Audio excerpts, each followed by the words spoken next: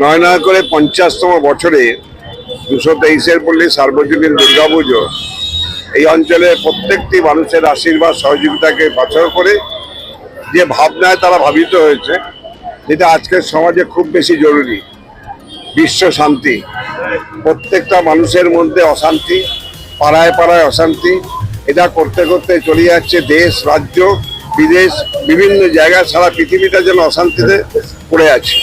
সেই জায়গায় দাঁড়িয়ে আজকে 223-এর পল্লী যে ভাবনা হয়েছে বিশ্ব শান্তি, এই শান্তির প্রতীক আমরা জানি নেলসন ম্যান্ডেলা, মাদার টেরেসা থেকে শুরু করে গৌতম বুদ্ধ, আজকে আমাদের বর্তমান মাননীয় মুখ্যমন্ত্রী মমতা বন্দ্যোপাধ্যায় বলছেন, মোহনদাস করমচাঁদ গান্ধী, যারা শান্তির দূত, শান্তির বার্তা নিয়ে বিভিন্ন জায়গায় পৌঁছেছে।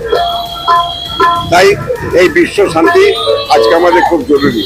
আমরা এই পুজোর মধ্য দিয়ে এটাই বোঝাতে চাই যে আসুন আমরা সকলে মিলে ভালো থাকি, সকলে মিলে শান্তিতে থাকি এবং একে অপরের পরিপূরক হয়ে দাঁড়াই। আমরা কেউ একা নই, আমরা সবাই একসাথে, আমরা সবাই মানুষ, জাতি ধর্ম বর্ণ নির্বিশেষে আমরা প্রকৃতার্থে মানব ধর্ম মানব সভ্যতাকে এগিয়ে নিয়ে যাই। আর এর শান্তির মধ্যে দিয়ে এটাই বোঝাতে চাই যে বাংলায় যেভাবে কেউ কোনো মানুষ আজকে অশান্ত করার চেষ্টা করছে, মার শক্তিতে সেই অশুভ শক্তি যেন বিনাশ হয়, বাংলা যেন শান্তিতে থাকতে পারে।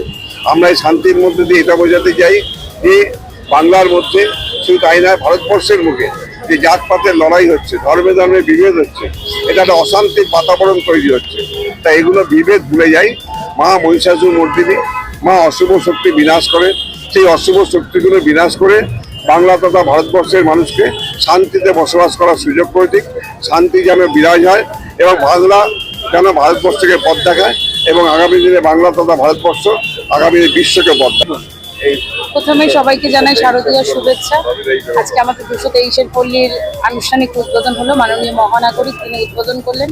আপনারা জানেন যে আমাদের যে প্রতীক এবছর বা আমাদের যেটা এবছর আমরা তুলে ধরার চেষ্টা করেছি, যেটা স্বপনদা বলছিলেন যে আজ আমাদের সমাজে বলুন বা মানুষের মনে বলুন, প্রত্যেকটা জায়গায় যে অশান্তি বা মানুষ আজকে যে শান্তিতে নেই, সেটাকে বার্তাবাহক করেই আমরা মানুষের মধ্যে যাতে শান্তি ফিরে আসে, আমরা যেন প্রত্যেকে একসঙ্গে থেকে শান্তিতে থাকতে পারি, সে বার্তা আমরা বহন করেছি। সেটার উদ্দেশ্যে আমরা দেখতে পাচ্ছি যে মানুষের যেভাবে পুজো প্যান্ডেলগুলোতে ঢল বা মানুষ যেভাবে উৎসবে মেতে উঠেছেন, আসুন আমরা সকলে মিলে আজ মায়ের কাছে এটাই প্রার্থনা করি, মা যেন আমাদের মনের সেই শান্তিটা ফিরিয়ে দেয় এবং আমাদের বাংলাকে শান্তিমুখর রাখে, আমরা যেন সকলে মিলে একসাথে শান্তিতে থাকতে পারি। খুব ভালো কথা বললেন আপনাদের সহযোগী, খুব ভালো একটা উদ্যোগটা আমাদের নিশ্চয়ই না, এটা হচ্ছে আমাদের যে প্রধান উপদেষ্টা স্বপন সমাদার, ওনার উদ্যোগ। উনি মমতা ব্যানার্জি মাননীয় মুখ্যমন্ত্রী, যিনি ওনার অনুপ্রেরণা অনুপ্রাণিত হয়ে উনি পশ্চিমবঙ্গে যে কাজগুলো করেন তাতেই প্রভাবিত হয়ে আমরা এই উদ্যোগটা নিয়েছি। আজকে সারা বাংলায় দেখতে পাচ্ছেন, তথা ভারতবর্ষে যেভাবে অরাজকতা সৃষ্টি হয়েছে, সেই অরাজকতার বিরুদ্ধে মানুষকে এক হতে হবে, একটা ধর্মনিরপেক্ষ দেশ তৈরি করতে হবে এবং চারিদিকে যেভাবে একটা অন্যায়ের বিরুদ্ধে লড়া হচ্ছে তার প্রতিবাদ করতে সারা একটা রাস্তা জুড়ে যেভাবে রাত দখল থেকে শুরু করে দিন দখল, দুপুর দখল, বিকেল দখল ইত্যাদি বামপন্থী বা অন্যান্য দলীয় নেতারা করছেন বা কর্মীরা করছেন, সেগুলো বন্ধ করে মানুষকে উৎসবে মারতে দিন এবং মানুষকে আনন্দে থাকতে দিন। এটা মানুষেরই, ওনাদের এই কাজের জন্য মানুষেরই বিভ্রান্ত হচ্ছে এবং মানুষেরই কাজের সময় নষ্ট হচ্ছে। আমরা চাইব পুজোর সময় সবাই মিলেমিশে একভাবে থাকুক এবং আনন্দে মেতে উঠুক। বিগত কিছুদিন ধরে রাজ্য জুড়ে যে অশান্তির একটা বাতাবরণ তৈরি করছে, সেই অশান্তির বাতাবরণকে কাটিয়ে মানুষ উৎসবে মেতে উঠেছে।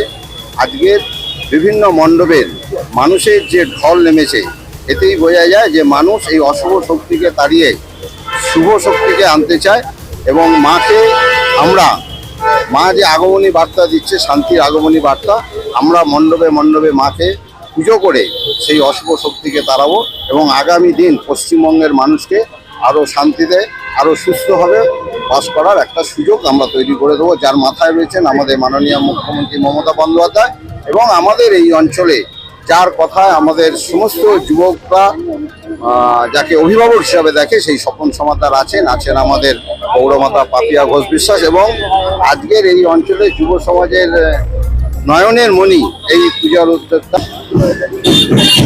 আবেগটাকে তো আটকে রাখা যায় না, দুর্গাপূজা বছরে একবার আসে, মানুষ অপেক্ষা করে, তাহলে বলবো আনন্দে তো মানুষ বাঁধবে, কিন্তু তার মধ্যে একটু দুঃখ তো আছে, সেটাকে অস্বীকার করা যাচ্ছে না।